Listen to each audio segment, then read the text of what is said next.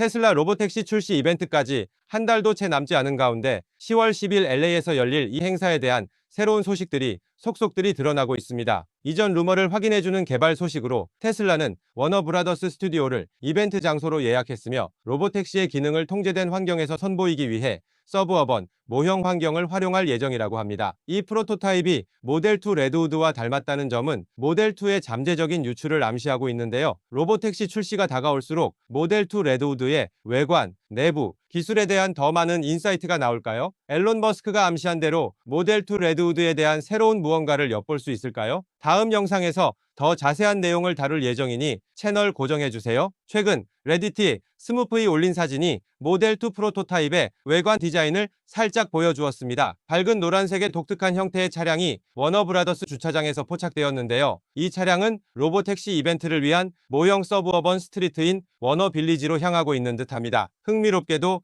테슬라는 차량의 진짜 디자인을 숨기기 위해 밝은 노란색 페인트와 추가적인 바디 패널로 위장했는데요. 일반적인 지브라 스트라이프 패턴 대신 더 만화 같은 접근법을 선택했습니다. 그러나 예리한 테슬라 팬들의 눈을 피할 수는 없었죠. 이 팬들은 이 프로토타입이 월터 아이작슨의 앨런 머스크 전기에서 자세히 다뤄진 로보택시의 컨셉 이미지와 놀라울 정도로 닮았다고 지적했습니다. 이 컨셉은 아이작슨과의 CBS 인터뷰에서도 강조되었으며 테슬라의 이 비전에 대한 헌신을 보여주는 목재 모델이 소개되었습니다. 프로토타입은 우리가 이전에 본 로보택시 컨셉과 매우 흡사해 보이며 독특한 형태와 그 모습을 가리는 후면 박스를 갖추고 있습니다. 경험 많은 관찰자들에게는 공기역학적 특징, 헤드라이트, 전체적인 디자인이 여전히 컴팩트한 모델 Y를 연상시키는데요. 일부는 이 프로토타입이 모델 3와 비슷한 헤드라이트를 가진 로보택시의 실험적 버전일 수 있다고 추측합니다. 모델 Y의 공기역학적 디자인은 매끄러운 보닛과 부드러운 곡선으로 그 중형 SUV 카테고리에서 가장 낮은 0.23의 항력 계수를 자랑합니다. 비교를 위해 일반적인 차량의 항력 계수는 0.3에서 0.35 사이입니다. 이 디자인은 에너지 효율성을 향상시키고 배터리 소비를 줄이며 주행 거리를 최적화하는 데 도움을 줍니다. 이음새 없는 후드와 큰 강역이 없는 디자인은 공기 저항을 최소화하며 이러한 특징은 후면 박스가 추가된 로보택시 프로토타입에서도 유지될 가능성이 높습니다. 헤드라이트를 비교해보면 모델 Y는 최대 2000루멘의 고강도 LED 헤드라이트를 사용하여 넓고 조정 가능한 조명을 제공하며 최대 183m의 빔 길이를 자랑합니다. 반면 모델 3의 헤드라이트는 더 각진 형태로 비슷한 밝기 범위인 1900에서 2000루멘을 갖추고 있습니다. 모델 3의 라이트는 더 컴팩트하여 350곱 180mm이며 모델 Y의 400곱 200mm 헤드라이트에 비해 더 슬릭하고 스포티한 외관을 제공합니다. 로보택시 프로토타입은 모델 3와 유사한 헤드라이트를 사용하는 것으로 보이며 LED 기술과 컴팩트한 디자인을 유지하고 있습니다. 이는 에너지 효율성을 유지하는 데 도움을 줄 뿐만 아니라 기존 부품을 재사용하여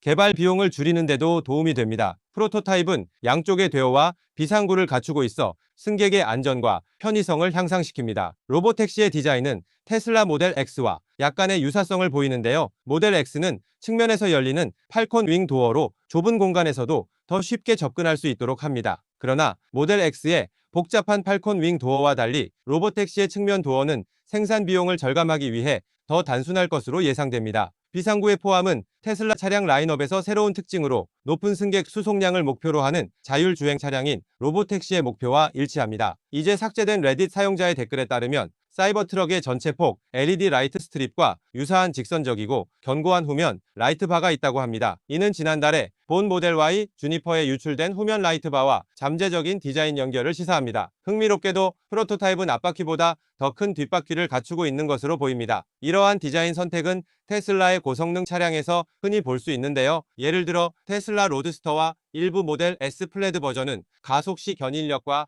동력 분배를 향상시키기 위해 더 큰 뒷바퀴를 사용합니다. 이는 도로 그립과 코너에서의 안정성을 향상시킵니다. 예를 들어 테슬라 로드스터 2020 앞바퀴 24530R20과 더 큰 뒷바퀴 30530R21을 특징으로 하여 가속시 견인력을 최적화하고 약 2.1초의 인상적인 제로백 시간을 제공합니다. 마찬가지로 테슬라 모델 S 플레드는 앞바퀴 25535R21, 더 큰 뒷바퀴 28530R21을 사용하여 고속에서 그립과 안정성을 향상시켜 차량의 고성능 능력을 보완합니다. 로보택시의 정확한 휠 사이즈는 알려져 있지 않지만 더 큰 뒷바퀴의 사용은 로드스터와 모델 S 플레드와 같은 고성능 모델에서 볼 수 있는 테슬라의 익숙한 전략을 따르는 것으로 보입니다. 이러한 디자인 선택은 자율주행 로보택시가 고속 또는 다양한 지형에서 작동할 때 도로 그립과 안정성을 향상시키는 데 도움을 줍니다. 일렉트렉은 로보택시에서 박스를 제거하면 호주의 유트와 비슷해 보일 수 있다고 언급하지만 이 비교는 완전히 정확하지는 않습니다. 유트는